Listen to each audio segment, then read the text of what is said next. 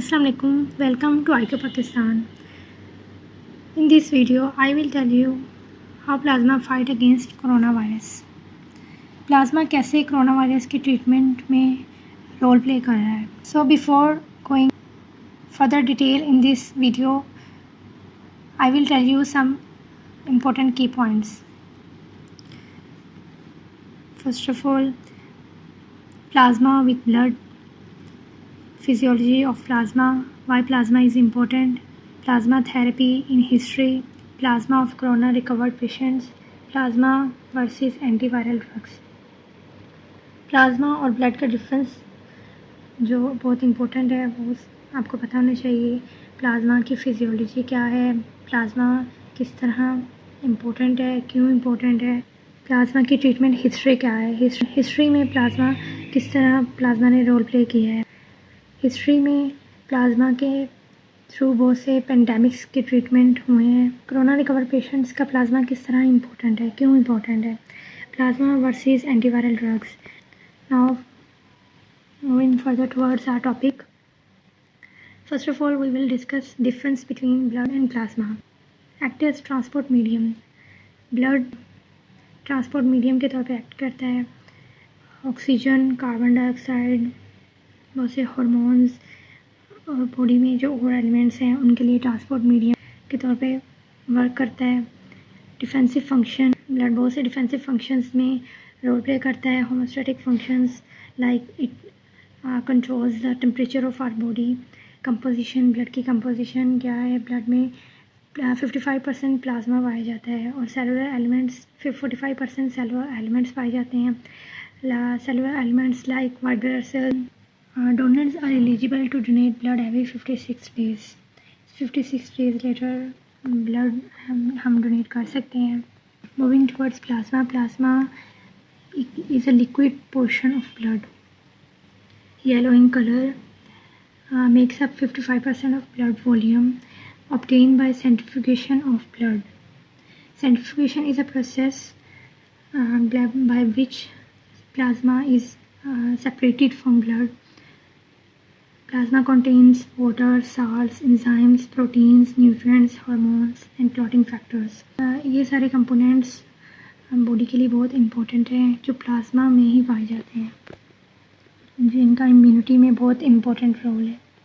Major components of plasma: water, other solutes 1.5%, electrolytes, ions, nutrients, gases, regulatory substances, waste products. Plasma proteins 7% है. Albumin, globulin, fibrinogen. Plasma के components के हम functions detail में अब discuss करेंगे. First of all we know water is a solvent. Its role in carrying other substances. Ions have role in osmotic balance, pH buffering, sodium, potassium, calcium, magnesium, chloride, bicarbonates. These are also very important for blood and for our body are included in plasma. अगर इनमें से किसी भी component की value amount कम हो जाए तो body की वर्किंग प्रॉपर नहीं होती. और जो पेशेंट्स होते हैं जब उनमें प्लाज्मा ट्रांसफ्यूज़ किया जाता है तो इन कंपोनेंट्स की जो उन पेशेंट्स में कमी होती है वो इससे बैलेंस हो जाती है. Plasma proteins: albumin, globulins, fibrinogen. Albumin 60% पाया जाता है. Synthesised in liver, maintain blood pressure. Blood pressure controlling is very important role of it. Globulins 36% synthesised in liver, transports lipids. Function as antibodies. Globulin function as antibodies, बहुत ही important function है इसका. Antibodies ही fight करती हैं virus के साथ, उसको block करती हैं, डिजीज़ स्प्रेड करने से रोकती हैं. Fibrinogen 4% in plasma protein, role in blood coagulation. Blood की क्लॉटिंग में बहुत इंपॉर्टेंट रोल है इसका. Here we can see the composition of whole blood. Blood के अंदर जो भी कंपोनेंट्स हैं उनकी कंपोजिशन देख सकते हैं. प्लाज्मा, सीरम, प्लाज्मा वाटर, कितनी अमाउंट में जो भी कंपोनेंट्स हैं वो ब्लड में कितने हैं, सीरम में कितने हैं, प्लाज्मा में कितने हैं, प्लाज्मा वाटर में कितने हैं.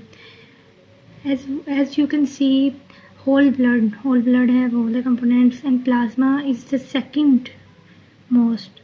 So we can conclude from this that plasma have all the components. Now we will discuss convergent plasma therapy. Convergent plasma therapy is a treatment by which plasma is transfused, also known as passive antibody therapy. Involves transfusing certain components from blood of people had virus. Recovered people very sick with virus. Once a person that recovered has developed antibodies that will stay in blood, waiting to antibodies injected into another person with disease. Convergent plasma therapy basically एक therapy है जिससे जो recovered patients होते हैं उनके plasma को लिया जाता है, दूसरे इल पेशेंट में इंजेक्ट की जाती है, तो वो उससे फाइट करती हैं, डिजीज़ को स्प्रेड करने से रोकती हैं, वायरस को ब्लॉक करती हैं, उसको किल करती हैं. When it gets transfused into patients, it can technically stop the virus from combining with the cell surface receptor and stop the disease spread. In the case of coronavirus, scientists say antibodies attack the spikes on the outside of virus, blocking the virus from penetrating human cell. Corona virus के case में scientist का कहना है कि जो antibodies हैं वो virus के स्पाइक्स पे ही अटैक कर देती हैं, वायरस को अंदर एंटर ही नहीं होने देती, उनको आउटसाइड से ही किल कर देती हैं. History of plasma treatments. Plasma के थ्रू ट्रीटमेंट्स 80s सेंचुरी से ही हो रहे हैं. First time used for diphtheria, severe infection of nose throat, treat scarlet fever in 1920s, treat pertussis, respiratory disease until 1970. During Spanish influenza pandemic of 1918, it has been used for viral infections include mumps and measles, chickenpox. Plasma fight against corona. When there is no vaccine and specific medicine, the antiviral plasma becomes the treatment. जैसे कि हम देख सकते हैं कि corona की अभी तक कोई वैक्सीन नहीं बनी अभी तक, और कोई उसकी मेडिसिन भी स्पेसिफिक मेडिसिन उसकी इंट्रोड्यूस नहीं की गई. एंटीवायरल ड्रग्स दी गई हैं जिसे इफ़ेक्टिव ट्रीटमेंट नहीं आ रहा. प्लाज्मा इज़ द बेस्ट है, ये हम अभी देखेंगे. In early February the China national biotech group said in a statement, successfully prepared special immune plasma products and used them in the clinical treatment of ill corona patients.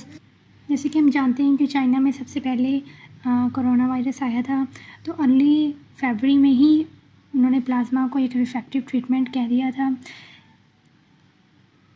Plasma की treatment history इतनी powerful है कि उससे corona का treatment possible है. The antiviral plasma is the enemy of the coronavirus. When the organism gets infected, it can produce a specific antibody through humoral immunity. The plasma of cured patient contains a kind of specific antibody that removes the pathogen. ये मैं पहले आपको बता चुकी हूँ.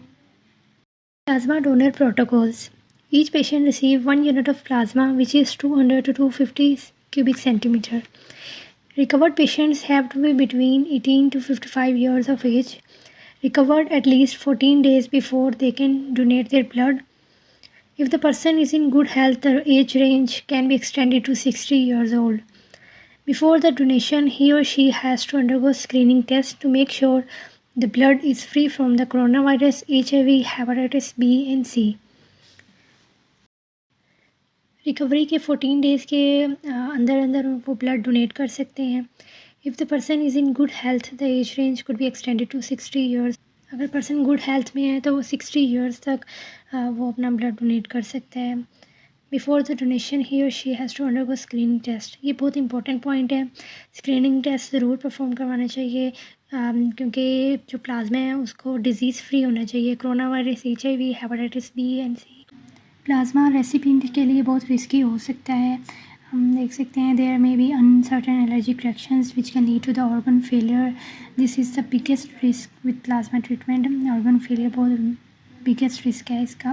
This treatment is for critically ill patients. Plasma की donation critically ill patients के लिए लिस्टेड की गई है. So if you don't use plasma treatment, the chance for the survival is extremely low. but on the contrary, you may live and be healthy again despite the risks. इसमें यही है कि plasma treatments बहुत risky है, बहुत से patients survive कर जाते हैं, बहुत से नहीं भी करते, लेकिन स्क्रीनिंग से प्लाज्मा के साइड इफ़ेक्ट्स बहुत कम हैं. So we come to the last point, that is conclusion. Plasma is the best option. Here we come to the end of this video. If you want to ask any question, ask in the comment box. Allah Hafiz until my next video.